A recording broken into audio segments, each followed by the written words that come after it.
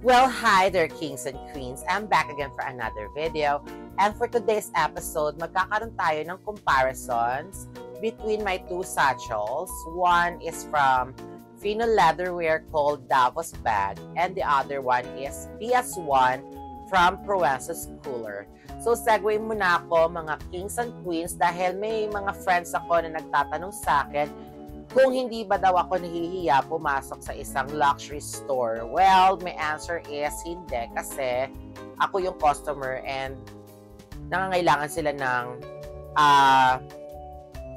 mabebentahan ng anything na meron sila sa store nila. So, 'di ba? So, what's the point para mahiya ka? Kasi as long na may pambili ka or nagka-canvas ka like shoes or handbags, 'di ba? So, what's the point para mahiya? Kasi it's normal na may mga nagtatanong lang tapos hindi naman nakabibili. Pero meron din namang bumibili kasi gusto nila yung item. Ano pa ba pwede ko sabihin doon? Wala na siguro. So, ano ba? Umpisahan ko na ba? Para kasi may nakalimutan pa ako. So, I think wala naman na. Okay. So, before anything else, let's get started!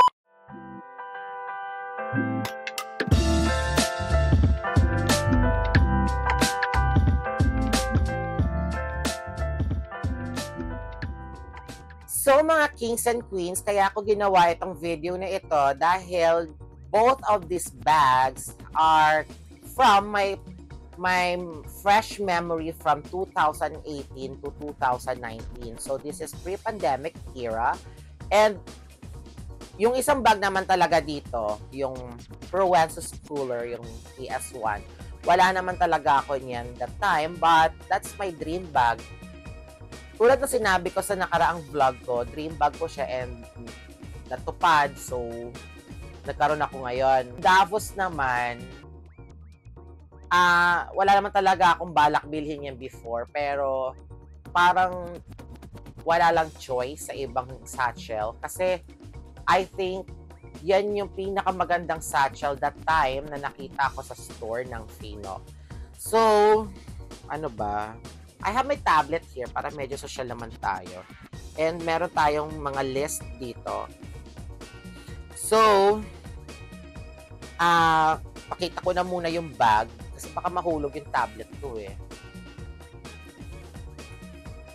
So, these are the bags na feature natin for today's episode. Ayan. This is Provençals Cooler PS1. Hoping na magkaroon din ako ng PS11 soon. And this is the Davos bag from Fino. And I think this is already discontinued kasi mas marami na silang nilabas na mga handbags today sa kanilang store or sa kanilang collection, and marami na rin silang mga artisan na collection ng mga bags nowadays. So, focus muna tayo dito sa aking Davos. This is Davos. And what I like in this bag, may listahan talaga ako. Okay. What I like in this bag is the shape. Here, on the top, medyo shallow siya. Tapos, pebbled leather, of course. And then, is siya, flat bag din siya. The reason why na ayaw ko talaga dito sa bag na ito before, kasi itong lock niya. Kasi parang yung Fino, hindi sila masyadong nagre-release ng mga bags na may maraming or malalaking hardware sa kanilang mga bags. So, ito lang yung hardware niya, yung parang hook, yung sukbitan, and then meron siyang hook na parang belt. So, this is it, panzit, diba? And tingin mo na ako ulit dito sa aking tablet. Okay, masyado nawawala. The texture is malalaking pebbled siya. And Ang gusto ko naman talaga dito is yung kanyang pagka-pebbled na malalaki. And yung color niya na parang moss green. I think dito sa video parang hindi siya moss green, pero in person this is parang lumot yung kulay niya.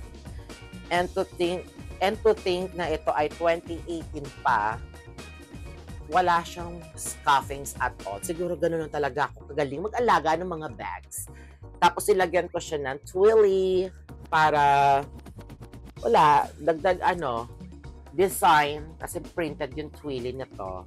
Tapos at the back, meron din siyang zipper compartment para sa phone for easy access. And of course, the longer strap para pwede mo siyang i-crossbody or i-shoulder.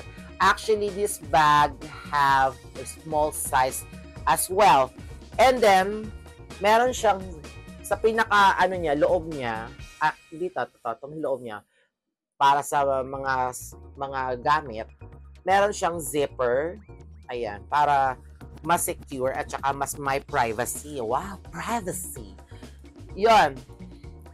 So,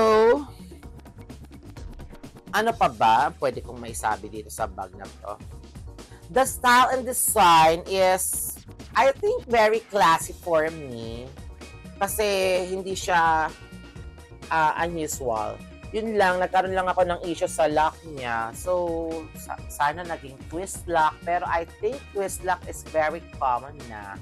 Kaya mas okay na ngayon, okay na sa akin yung ganitong lock lang. Tapos, we have, oh my God. The quality is superb naman.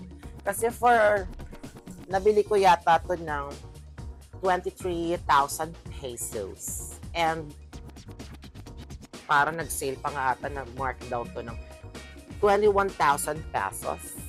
And maganda yung kanyang quality. Kaya superb naman. Ay, nako. Actually, wala talaga akong balak mag-vlog ngayon kasi I'm so very tinatamad. Pero sabi ko, ayoko nang walang ginagawa talaga kasi nakaka-bored and I think parang feeling ko napaka-destructive ko kapag wala akong ginagawa. Destructive. So, the space and compartment, na-try ko na. The first one that I have here is a Fino leatherware fold wallet. 2 pouches here. It's another wallet na binili ko lang for only 50 pesos. Tapos, meron akong R-Tribe na ginawa ko siyang makeup pouch. Kasi dati, siya, medicine pouch. Ngayon, makeup pouch. Ano pa ba? Pwede rin na jewelry pouch. Ayan. So, nilagay ko na dito. And then, I have my sunglasses. Ilalagay ko rin sa back.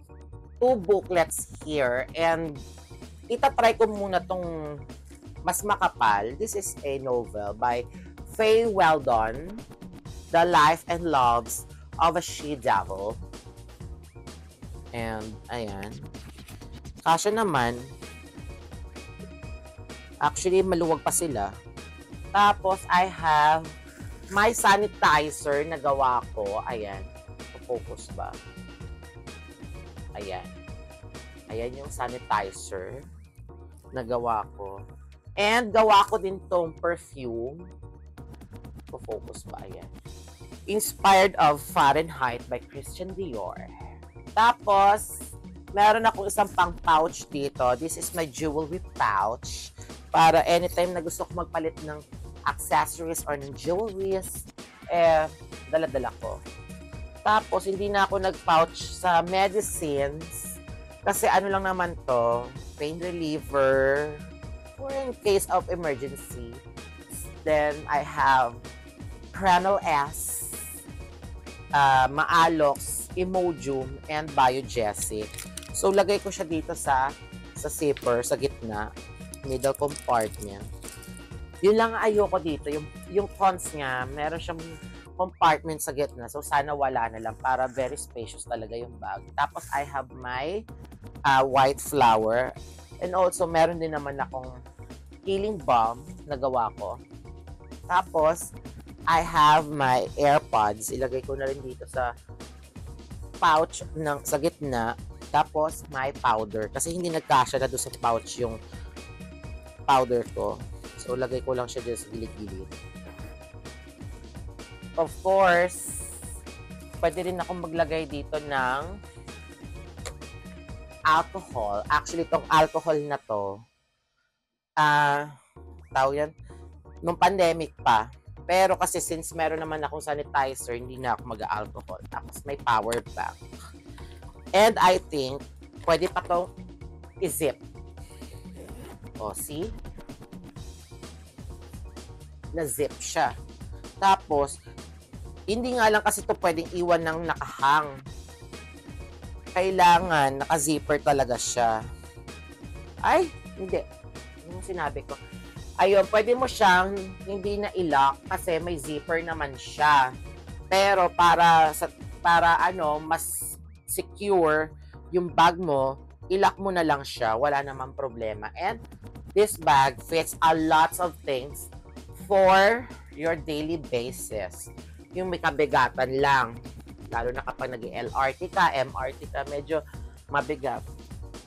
And I believe, yung leather ng Fino is a genuine leather. So, mas mababa ang presyo compare talaga sa top grain leather. Ano ba yan? So, yung story niyan, parang naawa na lang ako sa hindi naman, parang wala lang ako naging choice, kaya binili ko siya. And I've realized na maganda naman talaga yung bag and very elegant. 'Di ba? Kasi, ano ba to? Bigat. Kasi, yung shape niya and then yung kanyang color is very elegant. Tapos may twilly pa siya. And then, ito yung kakaiba dyan sa lock niya kasi signature talaga to ng Fino. Yun. The second bag na meron ako dito is yung Provenza Schooler. Halika dito. This one. From a classic shape ng isang satchel. And ang story nito talaga, gusto ko na siyang bilhin noon pa pero wala lang talaga akong chance, wala lang akong pera para lang bumili nito. But luckily, now, nabili ko siya for a lower cost. I think mga nasa 30-something siya. Kasi that time, ng 2018, this bag cost $750 up to 1,000 USD. So, nabili ko lang siya on pre-love market for 30 plus pesos, 34, yung ganon. And, yung leather naman nito, mas lightweight, mas manipis, pero matibay naman siya. And, hello, second hand na to. So, wala pa rin siya mga scuffings at all. So, yan. Diba? And, akala mo ganito lang tong bag na to. Pero kapag nilagyan mo to ng gamit, para siya nag-e-expand ng bonggang-bongga.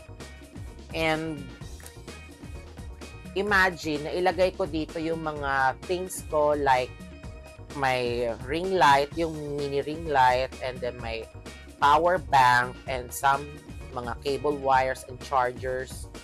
Diba? So, pang-backup ko. Kasi ayoko nang magdala ng malaking bag.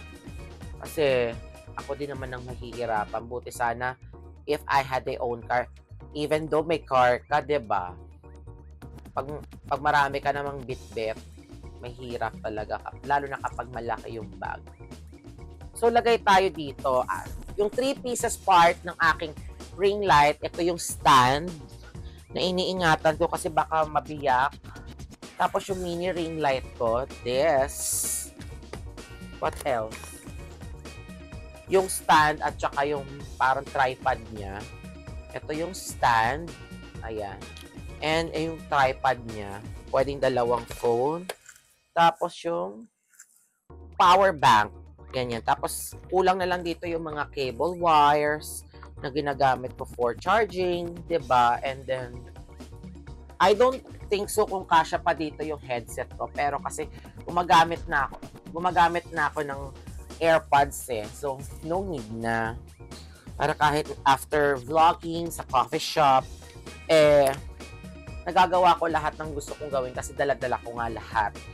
So, it fits naman. And para ma-secure yung bag na to, ilalagay mo lang yung belt dito. Dalawa. Bukod sa may lock na siya sa gitna, may belt pa. So, very secure. Ayan, diba? And meron din siyang back pocket for easy access like phone. Diba? So kailan pala matatapos yung sew ko? Parehas lang naman yung ilalagay ko. First of all, yung aking wallet at saka yung aking tawag yan, sunglasses. Tingnan natin kung maibubuga talaga tong PS1. Tapos meron akong book. Pero papalitan natin yung book. Saan nga yun? Ito yung book. Palitan naman natin. Ito mas manipis. Yung Gucci yan, no? Gusto ko nga magkaroon ako ng Fendi na book, eh. Hindi ko lang alam kung kailangan kasi mag-budget muna. Mga kings and queens, diba, bago mag-social climb. Tapos, meron ako ditong pouches, like, yun nga, yung medicinal makeup pouch from tawag yan, Art Tribe, and then pouch para sa mga coins and cash. Parang tingin ko masikip na. Hala. So, mas malaki pa pala. Kasi siguro dahil sa bottom ng bag na to, mas malapad compare sa shape ng bag na to. Pero I think this is very expandable. Kasi iba yung leather niya eh. So, meron ako ditong, ulit. Ay, saan ba ito? Sumabit pa tuloy. Yung sanitizer ko and then yung powder ko. Lagay ko lang din dito. Tapos, yung perfume ko, na dapat lagi tayo mabango, bukod sa breath, mabango din tayo. And then, may pouch ng aking jewelry. Isahin ko pa ba ito? Wag na. Nakita nyo naman to. And gawa na lang tayo ng another vlog for that. Tapos dito sa gitna, yung aking mga medicines. So, pwede ko siyang yung medicines, pwede kong ilagay dito sa, yung, itong maliit na pocket na to. Tapos, ano pa ba?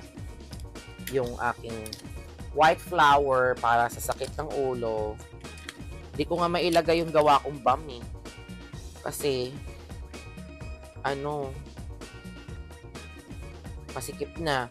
Ito namang AirPods dito sa may zipper. May ticket pa pala dito ng mga pinanood kong pelikula. Anyway, mga kings and queens, kung gusto ninyong manood ng Sinisigla sa 50, yung anniversary kasi ngayon ng Film Fest, ng Metro Manila Film Fest. So, lahat ng pelikula nila from past is for only 50 pesos. So, nanood ako ng 3 pelikula noong October 25. Ang una ko pinanood is yung Atsay ni Ate Guy or ni Nora Honor. And then, napakagandang pelikula na I think kahit sinong sikat na artista hindi magagawa yung ganong role, yung maging katulong, kasi never naman naging katulong, diba? Ayun.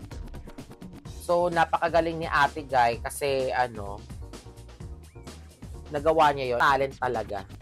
Tapos yung pangalawang pinanood ko is yung Manila Kingpin by Asyong The Untold Story of Asyong Salonga. So, ang galing din ng cinematography, best picture ata yun dati. And then, finally, yung kauna-unahang Shake, Rattle, and Roll. Ayun. So, ang ganda. Pinanood ko siya ng last full show and sobrang natakot ako Ilang beses ko napanood kasi iba pala talaga ang pagsasilan. And then, ang ganda-ganda ng pagkaka-restore nila. Naka 4K digital scan siya. Balik tayo sa bag and it fits. Ayan.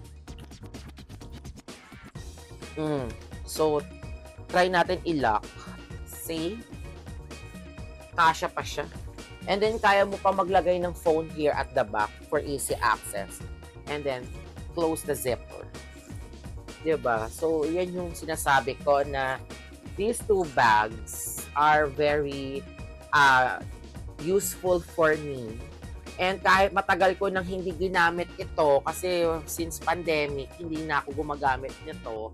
Pero, lagi itong naka-condition and lagi naka-aircon, tawag yun yung moist, yung nilalagyan ko siya ng parang silica gel para sa moist, para hindi masira, lumot or magbakbak. Ayan, o diba? So, kasya naman pala. Medyo kinabahan lang ako doon kasi baka mapahiya ako sa inyo. And then, hindi naman pala, hindi pala kasya.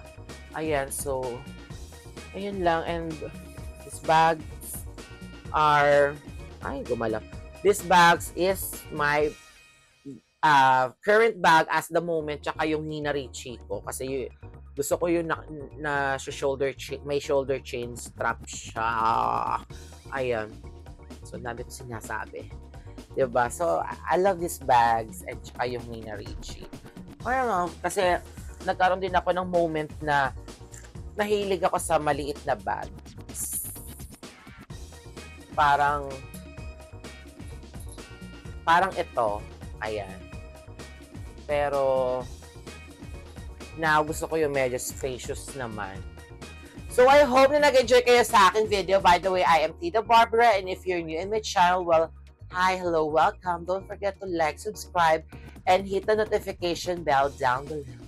I hope to see you soon again. Bye!